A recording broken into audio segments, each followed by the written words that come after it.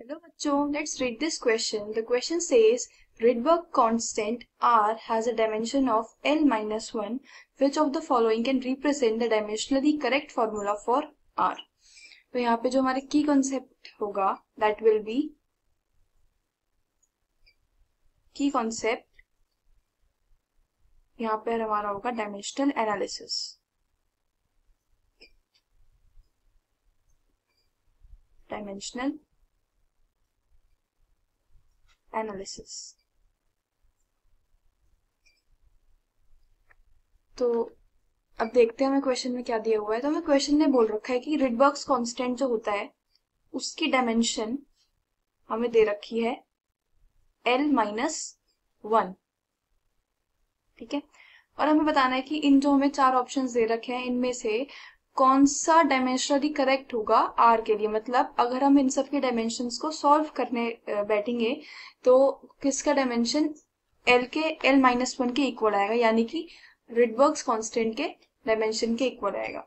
तो हम सबसे पहले जो हमें यहाँ पे वेरिएबल्स दे रखे हैं E, M, H, epsilon not and C, इन सब का डायमेंशन लिख लेते हैं सबसे पहले.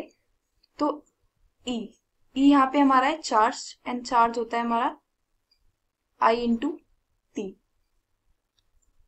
करंट इंटू टाइम, करंट की डायमेंशन होता है एम्पियर और टाइम का T.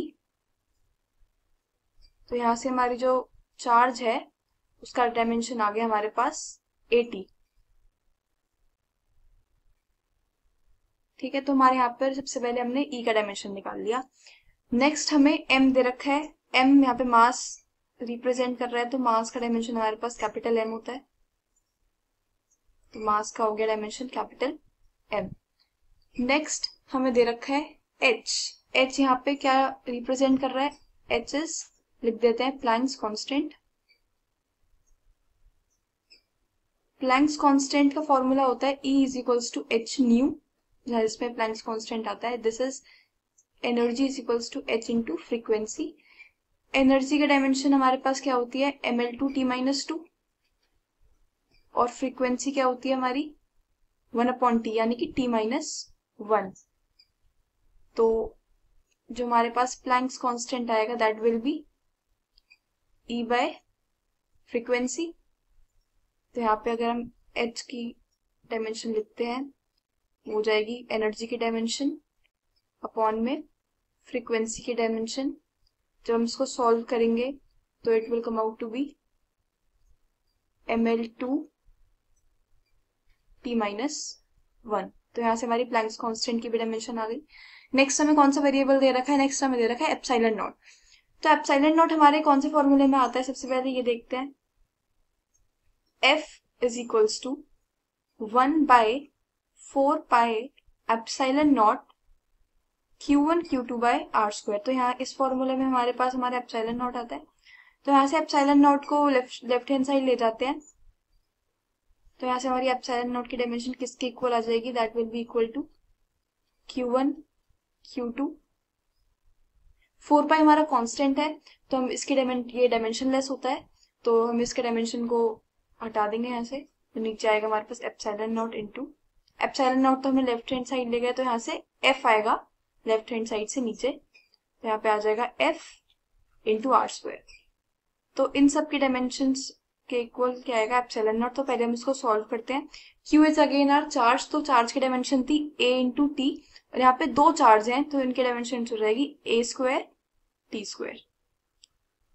फोर्स की डायमेंशन हमारे पास होती है ml2t माइनस 1. सॉरी, फोर्स की डायमेंशन हमारे पास होती है mlt माइनस 2.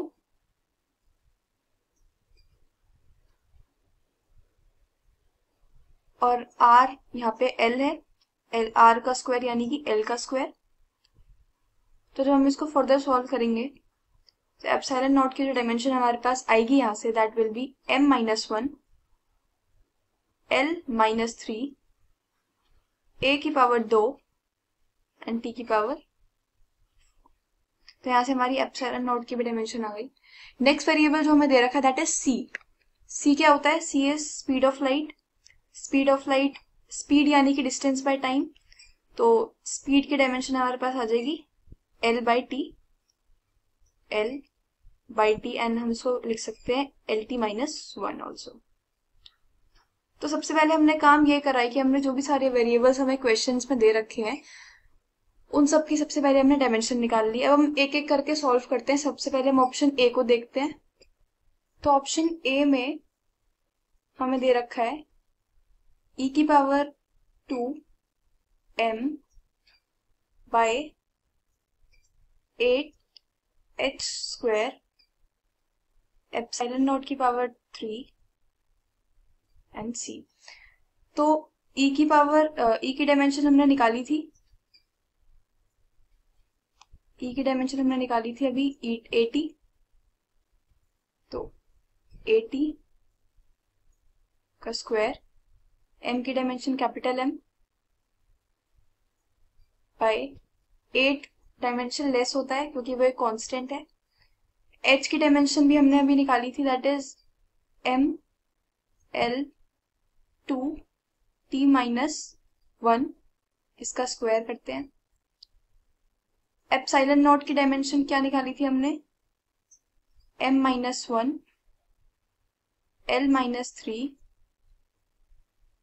a की पावर 2 t की पावर 4, और इसका क्यूब कर देते हैं। स्पीड ऑफ लाइट की डायमेंशन थी एल टी माइनस 1। ठीक है, तो जब हम इसको सॉल्व करेंगे, तब इसको हम फर्दर सॉल्व करते हैं। तो ये हो जाएगा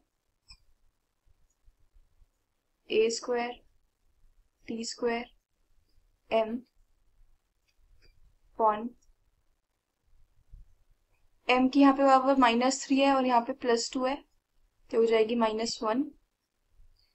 l की पावर 4, यहाँ पे 4 है, यहाँ पे है -9 और यहाँ पे है +1, तो 4 -9 +1, ये हो जाएगी l की पावर -4। यहाँ पे t की पावर हो जाएगी -2, यहाँ पे हो जाएगी +12 और यहाँ पे हो जाएगी -1, तो ये हो जाएगी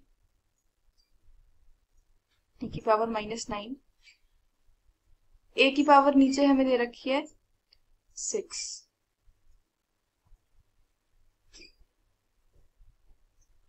तो यहाँ से सॉल्व करने पे हमारी डायमेंशन आएगी a की पावर -4, p की पावर 11, m की पावर 1, l की पावर m की पावर +2, l की पावर 4। तो यहाँ से हमारी फर्स्ट ऑप्शन की डायमेंशन आ रही है। और हमें क्वेश्चन में दे रखा था कि किसकी डायमेंशन रिडबर्ग्स कांस्टेंट यानी कि l-1 के इक्वल होगी। रिडबर्ग्स कांस्टेंट की डायमेंशन होती है दैट इज l-1,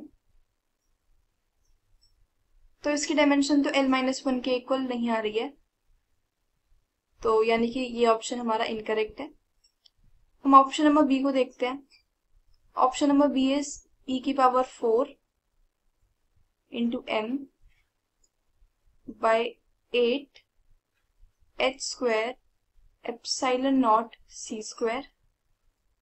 इसको सॉल्व करते हैं तो यहाँ पे हो जाएगा 80 की power 4 into m by 8, dimensionless है, ml2 t माइनस 1 का स्क्वायर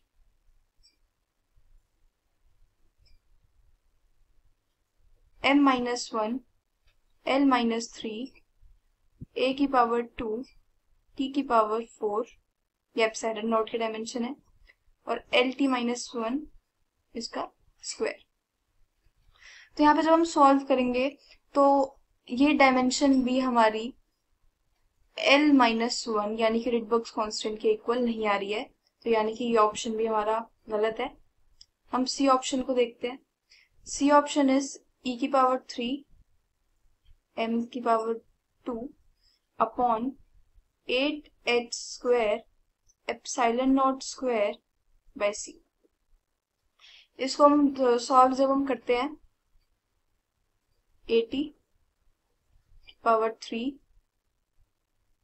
m की पावर 2 8 डायमेंशनलेस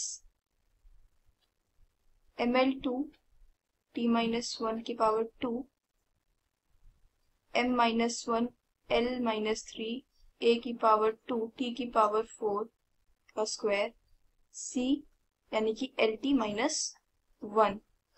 तो इसकी डायमेंशन भी हमारी l-1 के इक्वल नहीं आ रही है, तो ये ऑप्शन भी हमारा इनकरेक्ट है।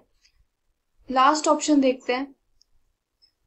लास्ट ऑप्शन में हमें दे रखा है e की power 4 into m by 8 h cube epsilon naught square c। ये तो इसको सॉल्व करते हैं। 80 की पावर 4 m 8 है डायमेंशनलेस, तो h की वैल्यू लिख देते हैं, h की डायमेंशन लिख देते हैं ml2 t-1 का क्यूब एप्सिलॉन नॉट की m-1 l-3 a की पावर 2 t की पावर 4 स्क्वायर इंटू c हो जाएगा lt-1। तो जब हम इसे फर्दर सॉल्व करेंगे तो दैट विल गिव, तो इसकी डायमेंशन हमारे पास क्या आएगी l-1, यानी कि रिडबर्ग्स कांस्टेंट के डायमेंशन के इक्वल, क्योंकि रिडबर्ग्स कांस्टेंट का जो हमारा डायमेंशन था that is also l-1। So our correct option is option number D. So option number D is correct. Hope you understood it well. Best of luck.